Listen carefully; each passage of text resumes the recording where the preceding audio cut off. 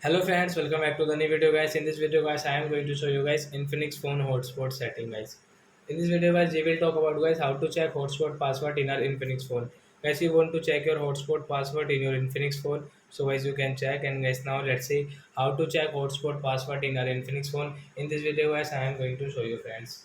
So before starting video friends, first of all guys, I want to tell you guys if you need my channel and guys you are watching my video first time, so I first of all go and subscribe my channel and click the bell icon guys.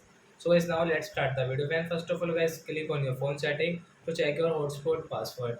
Then guys scroll it and guys click on guys this fourth one setting guys, hotspot, and guys click on your hotspot setting and guys click on password setting. So guys you can see guys hotspot password, and guys you want to change this password, so guys you can change from here.